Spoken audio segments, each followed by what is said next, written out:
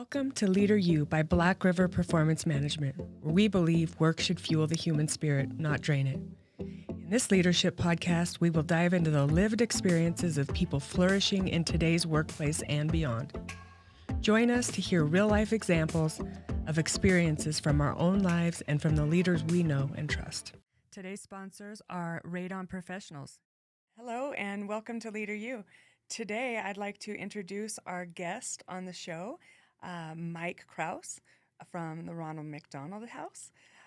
He is a new Imposter Syndrome coach and organizational development consultant and trainer. And he believes anyone deserves the opportunity to honor their authentic self by exploring and pursuing their life's purpose.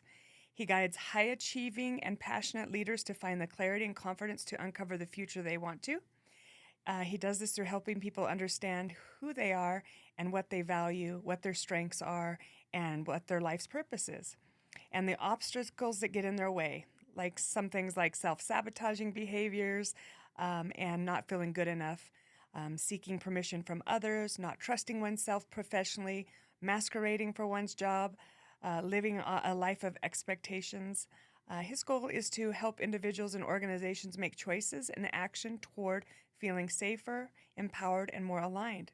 Over the past 20 years, he's been committed to the nonprofit education fields, holding various executive leadership program management roles, and has had the fortune of serving 4.5 years through the U.S. Department of State Peace Corps program in Southern and Central Africa by working on public health initiatives.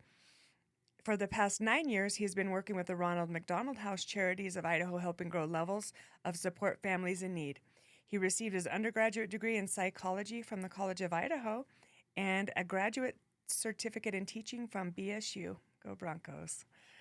All right. Thank you. Well, the reason I asked you to be on the podcast today is because I just felt like when we met at the Idaho Nonprofit Leadership Retreat, that we just really connected and you had added so much value for all of the people in the entire workshop.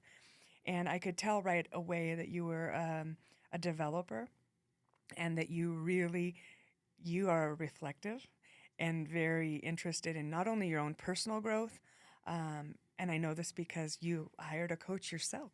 So when someone hires a coach for themselves, it tells me that they're really serious about their own personal and professional development. So I'm just happy to have you here, and I'd just love to hear you tell our guests your story. What has gotten you to where you are today? Like, what was the path that led you here? That's a great question because I kind of don't want to just leave it to chance. I like to think that I had very mindful path in mind, even when I got into college. But I think you touched on this about me pursuing a life coach and going that route, and that's been about 4 months ago or so that I started with that. And it's funny to go now 22 years since I graduated college, uh, and now finally at my age, I kind of feel like I finally am on not necessarily the right path. It's the just a path that is really demonstrates or illustrates who I am, the true me, the authentic me.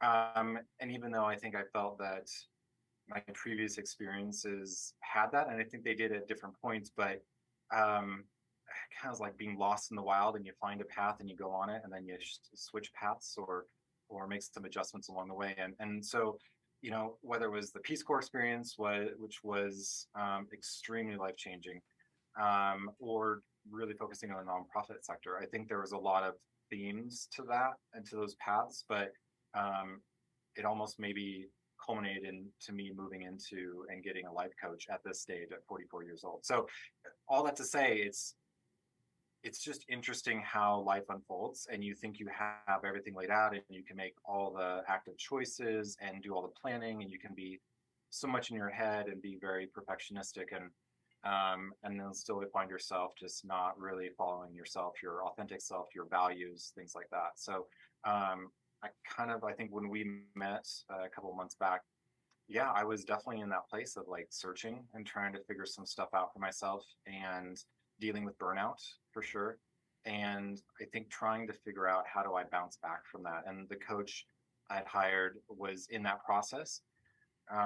But it was also just being open to new possibilities, new opportunities and show themselves. And so the Nonprofit Center of Idaho and their leadership retreat where we met, it was eye-opening. It was, and I think part of it, and I know we'll probably talk about that a bit more during this podcast today, but it really was meeting like-minded people. It was my tribe of nonprofit leaders, my tribe of those who were dealing with burnout or who were trying to find their authentic self. And it was an awesome experience being in a small group and really just collaborating and sharing, being vulnerable in the moment, and realizing that it was a safe space to do that and learning a lot about ourselves in the process. So I think that's more or less how we got to know each other and where we're at today. But and it's still a journey I'm on. I'm the coaching aspect is so new to me, but it finally feels like the more or less correct path if we want to use that term.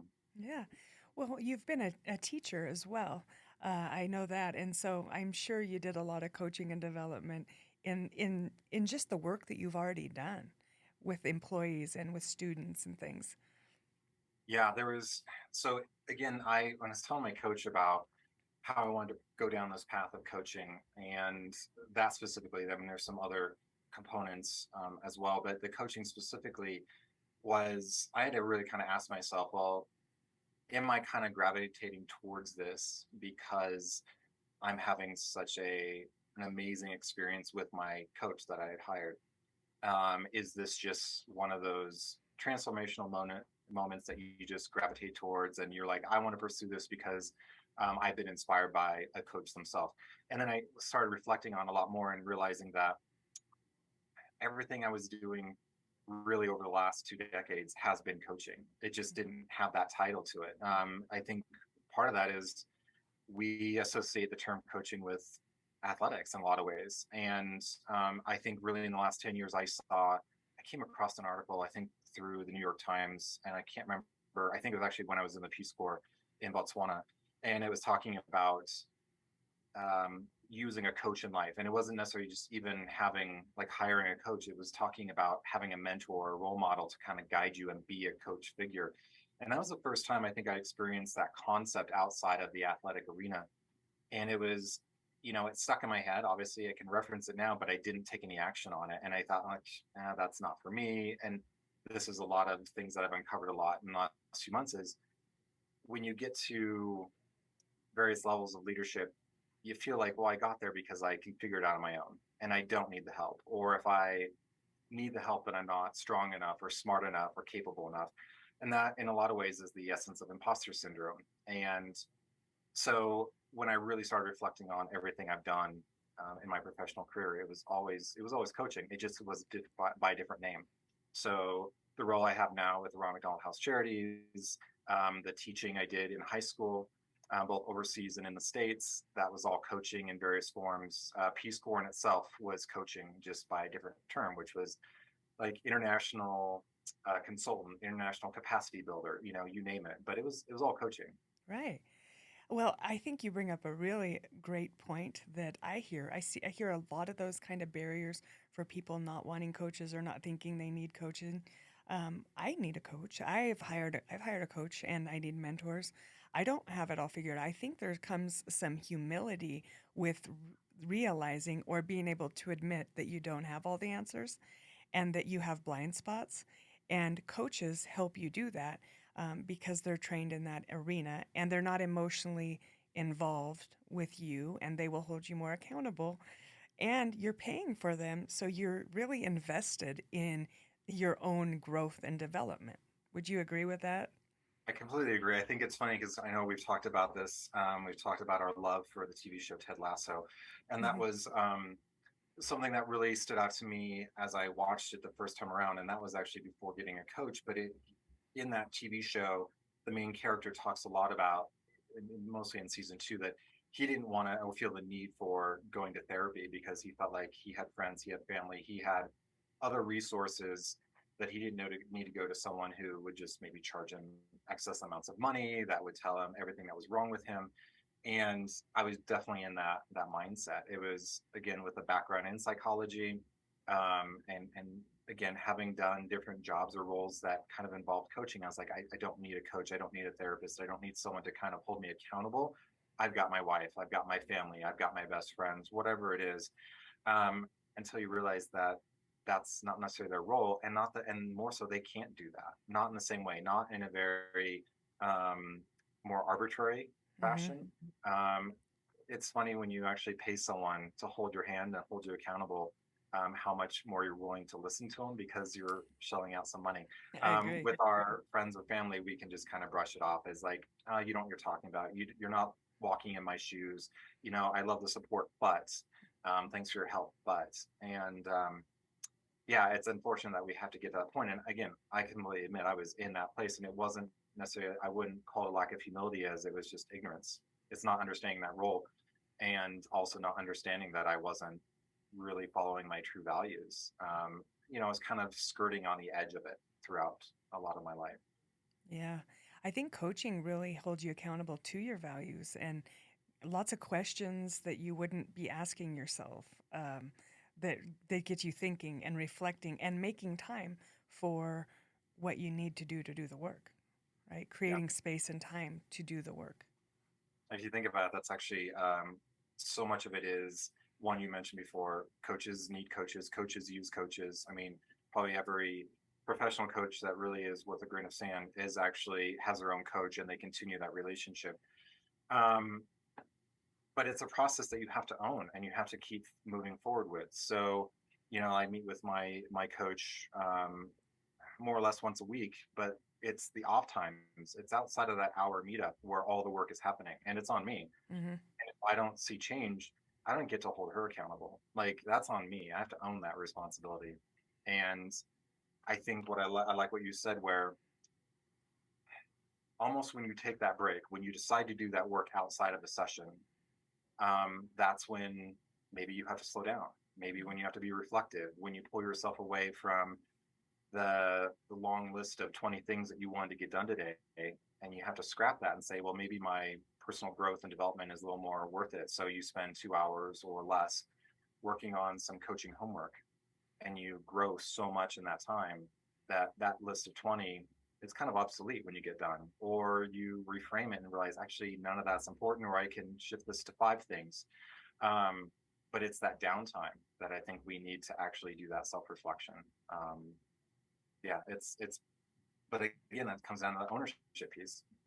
Yeah, and accountability, which that is one of the things in all or across all organizations that Rob and I have worked with, that people have the most difficulty with is holding people accountable and holding themselves accountable. And I think coaching is one of those things that builds that skill because your coach does keep you accountable and they also give you they have difficult conversations with you, and the more that's modeled with you, the more you're able to do that in the workplace as well, because you see somebody who knows how to do it really well. Yeah, the role modeling's huge, and I think it actually did change a lot for me as well. Where, you know, in supervisory leadership positions, I think we maybe inadvertently or intentionally move towards a mindset that, because I oversee one or multiple people in this organization or company or department, that we have to act like that. And so we change the dynamic of the relationship and the conversation. And it shifts from being two adults having a conversation, like I would have a conversation with my wife or with you on here, and we're just kind of talking about things as equals. And when you get into a realm where, and I do think it's inadvertent sometimes, that we start shifting into more like an adult child relationship where it's a power dynamic differential. The conversations are very different. And even if you want to take on that parental adult role, how you react to someone that you perceive as having that child or adolescent role, it changes how you interact and how you absorb their feedback. And so it's a power dynamic that is set up to fail from the beginning. And so once you can kind of backtrack a bit, and on that development piece that you're talking about is treating everyone as an adult, and keeping it equal as peers, even if you do technically have a position that supervises or leads another person. I think once you tip that scale of balance in some off way, you're not going to be productive in that development piece of actually nurturing and mentoring goes out the window until you hit that rebalance. Yeah, absolutely. So, as we're thinking about coaching and development, what do you think makes it such a valuable skill or attribute in the workplace and in your personal life? For me, it's I think that humility you kind of talk about, but I'll give an example. I'll use Peace Corps because I think it's been so transformative for me. But um, it actually kind of makes sense because Peace Corps is in the development role. I mean, the Department of State has many initiatives, and Peace Corps falls under it. But it's one about international development and relationships.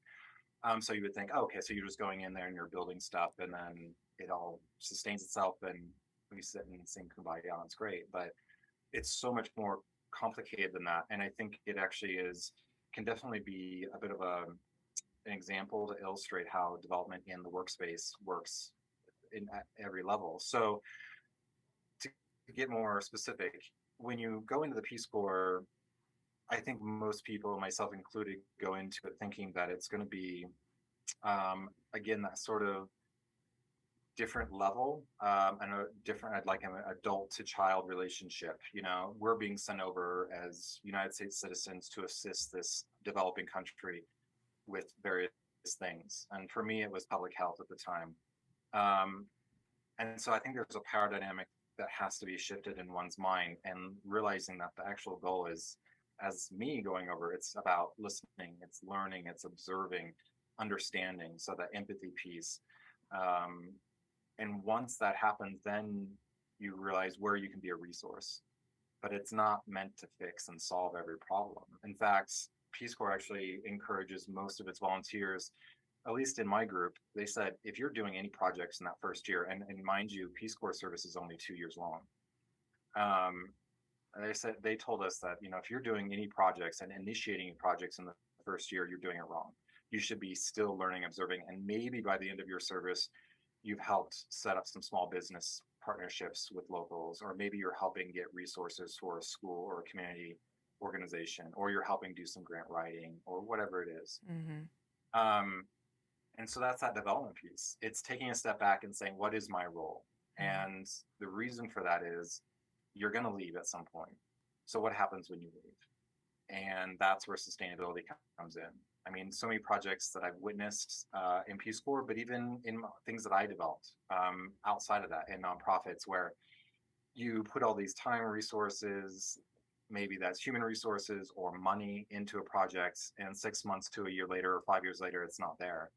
That's not really a good use of resources. But development of human capital by observing, understanding what the true needs are, what are the values in place, what are the cultural barriers, really informs us on how we can actually make a lasting impact. So when I look at it in the nonprofit arena specifically, but it also ties into teaching, it was sit back, understand, learn, listen, observe, learn to grow in that process, communicate effectively, and then help be a resource or a guide or a mentor for those, and let them kind of take the lead. So you're basically creating more leaders in the process. That's the sustainability piece. Yeah, we need more of that in our organizations.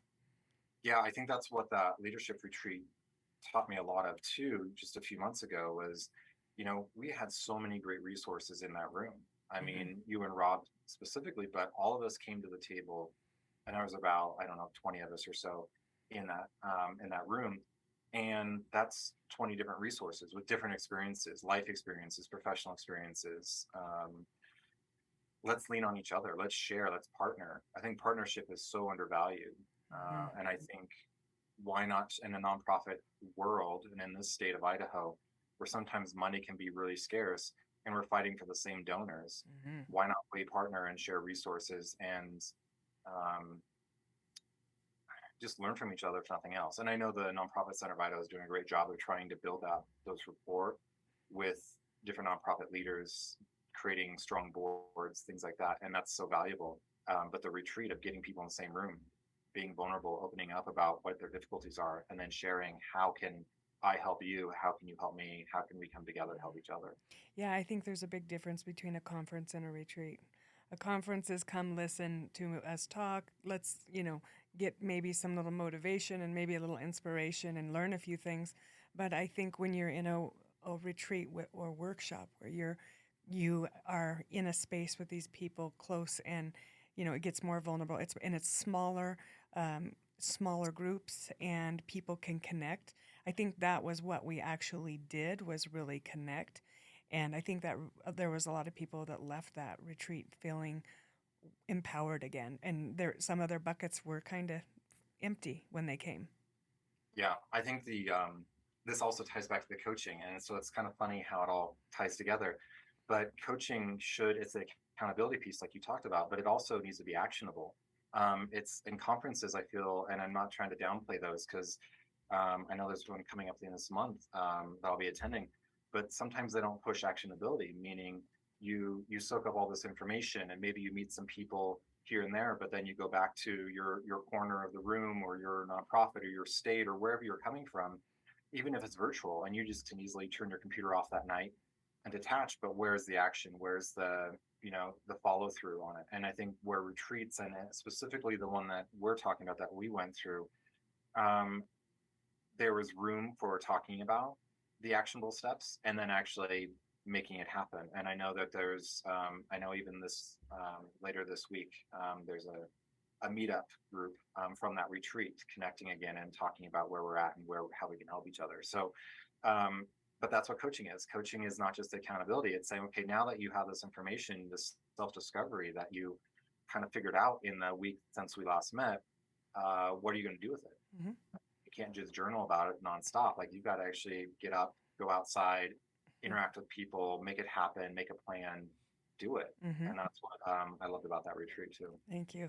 I think that's great. Like you're right, action items. We all want to learn and learn and learn and learn. And the fact is, most of us actually do know. But if we're not aware and we get some more awareness, then we can act. But many people fail to act. They want more knowledge, more knowledge, more knowledge, and then get into analysis paralysis. And it's nice when you have people, like-minded people, that can take hold, grab your hand, and say, "I'm doing this. You're doing this." They'll hold you accountable. So peer mentorship is great too. So having that peer support group that is like, "Oh wow, we did this and it worked great." It might not work for your organization, but it's worth a try if someone has. You don't need to reinvent the wheel when somebody's doing something that's working well. Yeah. Not everything transfers, but as it relates to fundraising, and you're fundraising in the same communities, and you're doing, there's a lot of things that are transferable because you're in the same groups, and some of you are having a lot of the same missions. Many in Idaho, food insecurity, housing, and these kinds of things are a mission of a lot of organizations because money's scarce. Yeah. It ties, I think, to the concept of resiliency that we've been talking a lot through these podcasts, which is, and for me, my kind of stance on it has been, it comes back to that shared struggle of, like, you don't have to go it alone. You can find those resources, the community, the tribe that you connect with, and use them as a resource and as a mentor, as a coach, whether in official or unofficial capacity.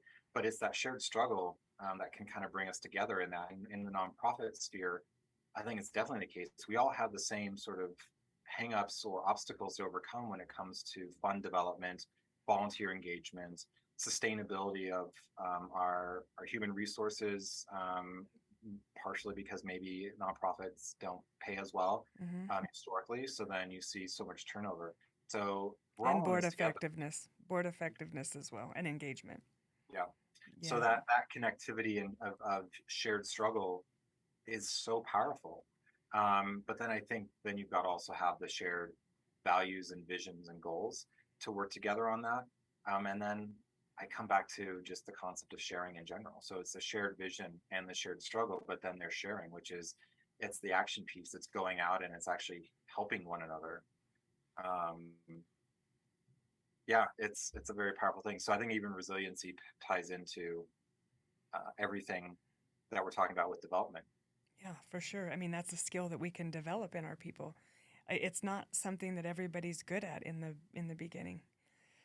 So I think it does make a good point about the resilience, training and developing and coaching and developing people to be more resilient is something we can do as leaders, because many people haven't went through the experiences that some of us have, who've been on the earth a little bit longer. So, or maybe even have had more traumatic experiences or been through a lot of experiences in the workplace. And the more we can give wisdom and help these people to understand, that this is a skill. They might not feel resilient yet, the power of yet, like you're not there yet, but we can work on this and we can build any skill that you really want to work on.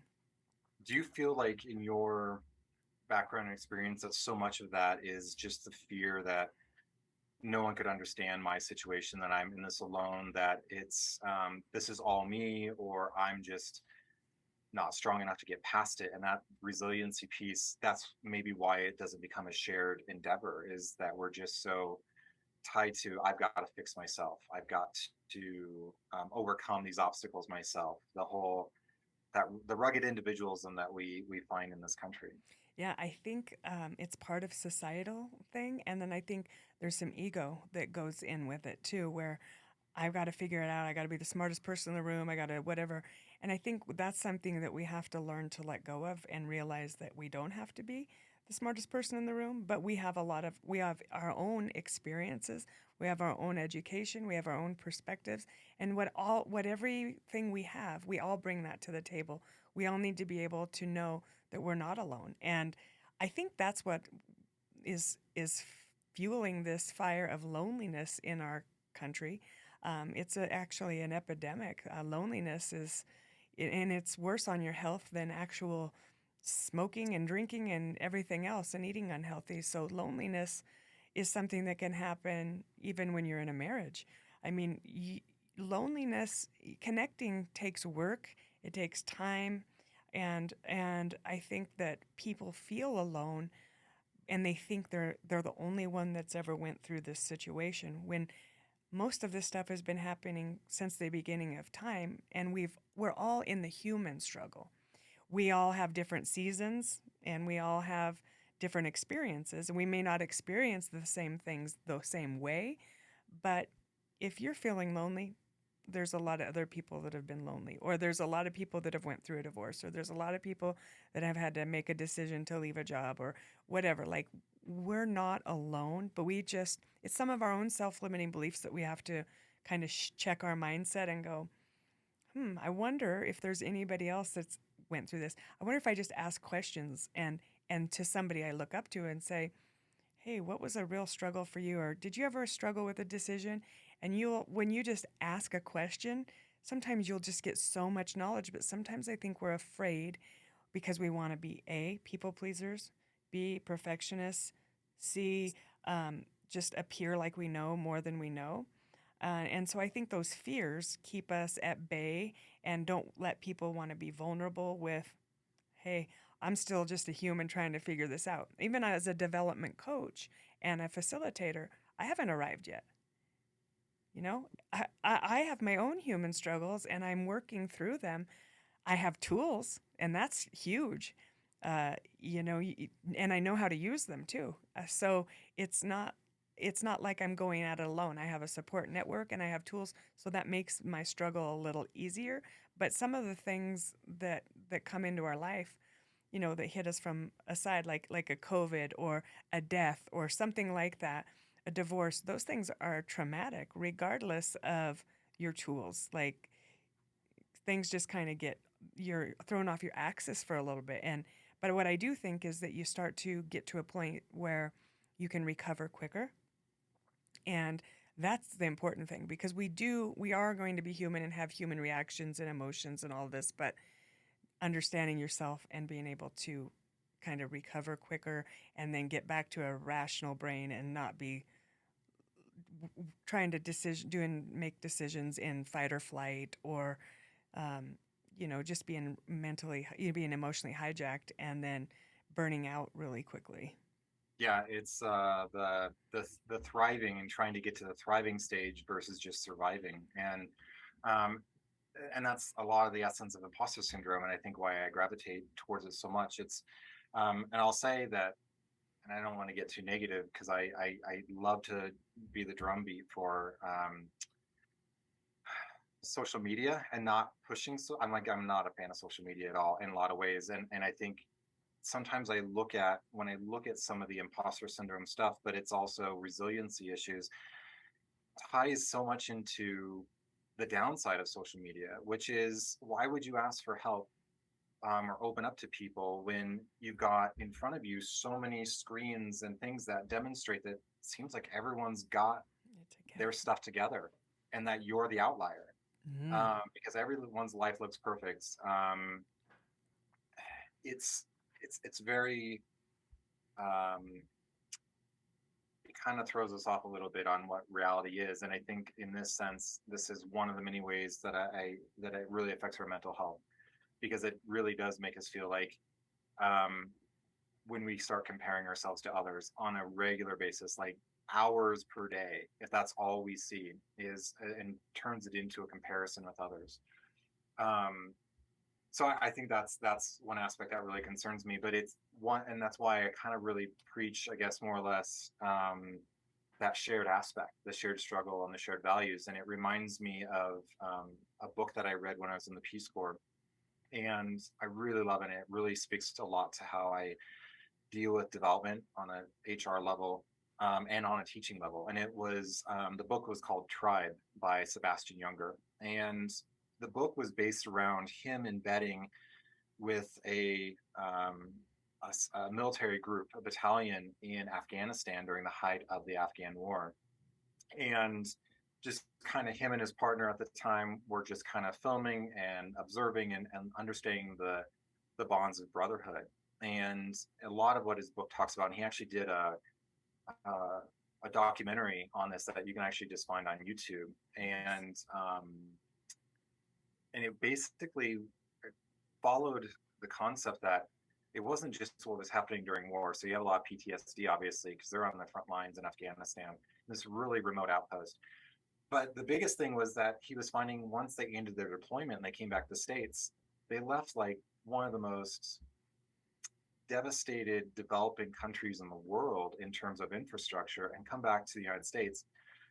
And every single one of the men in that group that came back missed it. They wanted to go back to Afghanistan. And part of it was because of that brotherhood. And I know there's been other documentaries and films talking about brotherhood in military service.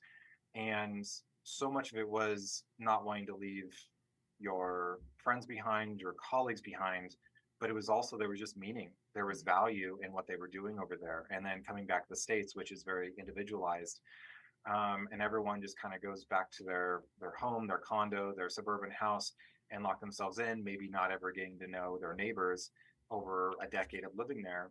And it's very isolating when you live among 20, 30, 40 men day in, day out, and then you're living and dying next to them. And this one resonated for me because it actually happened. And no, Peace Corps service is very different than serving in the military, but it was the same thing of I went over with a group of 50 people in Botswana in 2009, and I stayed behind. I did an extra 2 years of service, but when I came back, I was miserable. I mean, I was so depressed, more depressed I've ever been in my life. And during my 4 years overseas, where I didn't know anyone when I first got there, there was not a single moment when I was homesick. I loved it there, but I was in it with other people who were going through the same thing as that shared struggle. And then we had the shared values and vision of what we were there for. And then we could collaborate, we could be vulnerable, we could be alive in the moment at the same time with each other. But then we all came back to the States and we all lived in different states and different cities, and that connection was lost. And I just wanted to get back. I mean, if there was like I don't know, like a plane ticket that someone offered and said, just sell your soul and I'll fly you back to Africa, I would have left in a heartbeat. And I was miserable. I mean, I was so depressed and trying to figure out what my purpose was or what my true self was when I came back in 2013. And that's actually how I got connected to the Ronald McDonald House. It was right at that time where I was trying to understand things and trying to find that place and purpose. And I connected with an amazing organization that was serving others. So it was a very different thing. It wasn't serving overseas, but it was serving others. It was helping others. And I could share and provide guidance and be a resource in a different way. And that was very meaningful for me. Absolutely. I'm curious about how you coach and develop your people that work at the Ronald McDonald House to deal with families that are possibly losing a child. Yeah, I think that's always a hard one that a lot of people will say, I don't know how you do that job. It's because there can be loss. But one of them is we focus on the positive. 95% of the families that stay with us on an annual basis, they have good outcomes and they get to go home with their kids. And so focusing on the positive really helps. But realizing that you're not in a silo when things are bad, that we're there for each other, that we can talk about it, you can process in whichever way is necessary because we are going through a shared struggle at the same time. Mm-hmm. And how do we want to get through it? It's not me saying, this is what you need to do. This is what this book says, like how to get over grief for dummies or whatever it is. Right. Like, how can we as a team get through this? Because we have this shared struggle and we have a vision of what we want to achieve, that we still have all these other families that need us. There's also a lot of empathy too. And it's funny because I think sometimes people really do think empathy means that you have to have gone through it. I don't have children of my own. And yet most of my professional life has worked in organizations or in arenas that work with children. I don't have my own, but I can still understand what heartbreak looks like, Yeah. what sadness is, what's struggle and anxiety, Mm-hmm. because I've been in those places, maybe for different reasons. But Mm-hmm. so a lot of it is, again, it's sharing, it's being there, it's being transparent, and it's being inclusive and trying to understand for my team, what is it you need today? And we use the word support a lot. It's a big part of our organization. So it's not even, we don't say to our families when something happens, like, what do you need from us? It's how can we support you? Because I think, again, that when we use the term, and it can happen in our personal lives, we use the term need or what do you want, or how can I help? I think we automatically, and maybe it's a cultural thing, but we put up these barriers to, like, I don't need help. I don't want help. I don't need anything.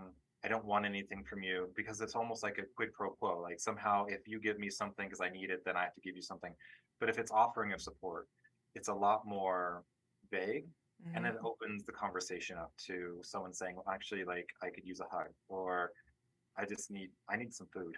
I haven't eaten in 2 days because I've been struggling with my child that is on a ventilator. So the concept of support resonates with our staff and our volunteers and everyone in the organization, of how can we support one another. That's amazing. I love that. Sounds like a really purposeful role, and I'm sure the people that are working there really align their values with the purpose of the organization and make a huge difference in those struggling families' lives. Yeah, I always say it's the easiest job I've ever had, in the sense that how can you not get behind an organization that loves to help keep families close when their child's going through a medical crisis? I mean, there's no downside to that. No. This is not a political issue. You can't say, like, oh, how dare you work for that organization that's helping people, like, and then the nature of it is helping kids. There's no downside. It's such an easy thing to get behind. And I think what also makes it easy is that humility piece that you talked about earlier, is take yourself out of the picture. It's not about me and that organization. It's not what I need to get from it. It's not about a paycheck. It's not about, I need to grow my professional development per se. At the end of the day, it's about these families and what is the support they need in this moment. And tomorrow that support may look different, and we adapt and we adjust and we still check in without prying. And then we just keep moving forward. But once you take yourself out of the equation a little bit, it makes everything so much easier. And that's been a huge thing for me in the coaching sphere too, is understanding that either as a coach or as someone who's being coached, to take that ego out of it sometimes, and whatever is holding us up in the imposter syndrome level, what self-sabotaging beliefs, behaviors, thoughts are coming through my mind. Take a step back. Maybe you're making it about yourself too much. I mean, are you really interpreting the situation correctly, or are you just making it up because that's what makes you feel safe and secure to fall back on some previous preconcepts or something like that? So there's humility is a huge piece, I think, of leadership and human development. Otherwise, you're just getting your own way. Yeah. I think we get in our own way more than other people or other things get in our way.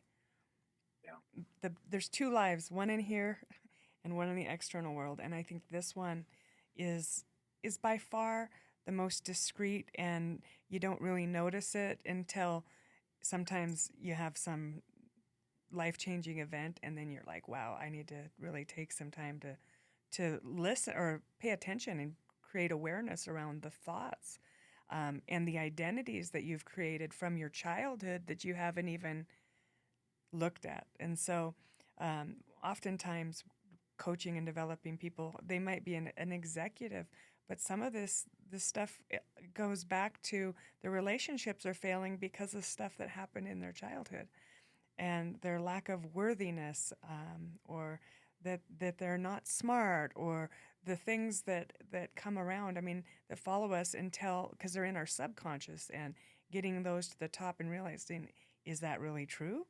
Or is that's just a belief I've been carrying around? And for someone to help you pull that out, that's the beauty of a coach, is when they can pull out some of the things. Now, not like a therapist. A therapist is trained in that way, but coaching helps to, I say it like this: therapy is more for things that happened in the past, whereas coaching is, you're here and this is where you want to get to. This is kind of, and hopefully with a good coach, you don't need the coach for a long time. You can hire them at different times in your life, in different seasons, like when you're in a difficult season, or you're about to do a transition, or it's transitions in life are very difficult. And so whether that's a divorce, whether that's going into retirement, whether that's the kids leaving the nest, whether whatever kind of transition you're in life, I think that's a really good time to think about, hiring a coach, because those times are difficult and they can offer new perspectives and reframe your self-limiting beliefs, help you Yeah, reframe them. it's so much of and I'm glad you touched upon sort of the difference between what therapy can and sometimes is versus where coaching is. And it all kind of boils down to the stories we tell ourselves, the stories from our past that we keep using as crutches to get by, the rationalizations. And then how do we reshape that? And, there may be some trauma that we have to really break apart and dig deep on, but Mhm. that I think you definitely really need to see a counselor for. And I'm not trained for that. Yeah.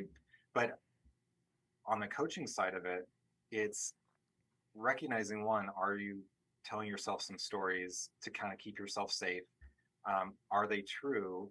And more so, what if they're not? And really recognizing how they're holding you back. And so it's not, I love listening to people's stories, but at the same time, that's all they are. It's your version of the truth. It's your Mhm. version of, or your preconceived notion of what the truth is. But the truth is probably much different, because everyone has their own truth, and it's going to look different than what you just told. 10 people in a room experiencing an event, and it could honestly, this is the funny thing, is we could go back to the retreat that we talked about where we met, and every single participant could jot down and write like a 5-page summary of everything that happened, and they would see the truth in different scenarios and interactions that will be different from everyone else. But that's the stories we tell ourselves, because that's what we need in the moment. So a coach, I think, really does help us kind of not break those stories apart as much as just recognizing that those are stories and they're great, but now let's move past those. Let's Mhm. not use them as a self-sabotaging mechanism. Mhm. And I think even on the development side in organizations, it's understanding, like with my staff, uh, what are their stories that they're telling themselves, why they're unable to do this role, or why they feel like they're not competent or confident enough in that role. Where's that self-efficacy falling short? Um, but it's asking that question, like, what story are you telling yourself Mhm. about? Do you feel like you don't have the right education, or you didn't go to the biggest named university? Even in the state of Idaho, there's like these hierarchies of how people judge different colleges and universities. Um, how is that limiting our beliefs and creating the stories that we tell ourselves, and then sabotaging how we move forward in life? Um, Absolutely. so yeah, it's all. I value the stories, they tell us a lot, but they're just one piece of it. I always say there's three sides to every story: yours, theirs, and then the truth. Because we remember things how we want to, how it's convenient for us. And so the truth is generally in the middle somewhere, but we all experience things differently and we observe things differently. But what I know is that our mindset shapes a lot of it. And so when we have that victim mindset, um, where we can blame and it's everybody else's fault, then we can stay where we are. And then we don't have any responsibility or accountability to move forward. But when we take 100% responsibility for our lives, like all of a sudden we're empowered and it's like, wow, guess who's in charge if I mess this up? Me. That's okay. But so that's empowering to tell people like you have some autonomy here. You're empowered to do these things and control your life and the outcome and create a life that you actually love, that you're not um, hating your life and your job and your relationships. Take hold and stop blaming people and start putting the energy that you're blaming and shaming and put it into focusing on what you actually want, not what you're not wanting. Yeah. I had kind of a traumatic experience when I was in the Peace Corps, and it was just a year into it, and I made it up to my site, which is about 6 hours from the capital city, and I worked for this. I was working with this nonprofit that was kind of like a mix between a community center and a boys and girls club, and so I would go there every day, and I'd work with some of the kids and meet some of the parents that would come and some of the community leaders, and then I would walk home, and it was literally, I mean, it was probably like from this community center to the house that I was staying in. I mean, it was maybe like 300 yards away, but it was kind of like a little bit of a windy path to get there and whatever. And one day I was walking back, and it was like 5:30 in the evening, and it was dusk, and I was followed by a group of guys, and they had kind of passed me as I was walking because I was chatting with a bunch of the kids as I was walking, and shorten the story a little bit, I got jumped by him, and I got backed into the corner, and they had like blinded me in one of my eyes, and I couldn't see, and it was really scary. And there was knives, there's machetes, there's rocks, all this stuff, and I got out of the situation, which is a whole nother story that we'll tell. But I think at the end of it, I dealt with a lot of there was a lot of struggle for me to get over that, and I Mm-hmm. think a lot of it for me wanted to play the blame game, and it was blaming people in the community, and it was blaming the men who jumped me, and it was blaming all this. And I realized, and this one actually did take therapy on my part, but once I went through it, it was understanding that the biggest issue and obstacle I had of moving past it was control. I felt like I'm 6'5", Mm-hmm. I'm a pretty big guy, about 240 pounds. I was definitely taller and bigger than everyone that I had met in Botswana. Um, which also was made me stand out. So I was always a target, but um, I felt like I was invincible because I had never gone through something like that, and I had such a exaggerated sense of self control, of that I could control every situation in front of me, that I had that ultimate power. And it took a long time. It probably really took the entire rest of my 3 years in Peace Corps to realize and to go through therapy and realize that that was the hang up. That's why I couldn't move past it. And I had anger issues. I was stressed, and it was, I need to let go of control. I needed to realize that so much of it is out of my control. And it wasn't just my safety, but it was everything else in the world, and to try and let go of it. Now, it's still a struggle for me. I Mm-hmm. mean, we get back into this country, and we really do feel like we are the masters of our own destiny in so many ways. And so control is a hard thing for a lot of us, and myself included. But I think sometimes that's that part too of resiliency, is letting go of control and Mm-hmm. realizing that you can't manage everything that comes across your plate or anticipate everything that's going to happen. Right. And on the development side with staff in the nonprofit field, but even in education, it's trying to help students and individuals realize that once you kind of let go a little bit, it opens the doorway. It's almost like when you try to squeeze a sponge and you try and squeeze all the water out of it, you're trying so hard that when you open it up, you realize everything that you weren't able to actually hold on to, that's still out there. Mm-hmm. You know, like you were so focused on this one thing and holding on to control. All these other things you couldn't grab onto and take a chance with because your hand was completely gripped so tight around something else. I love Uh, that analogy of the sponge. I always use it as when you stop struggling. If you're out in the current, you stop struggling, you float.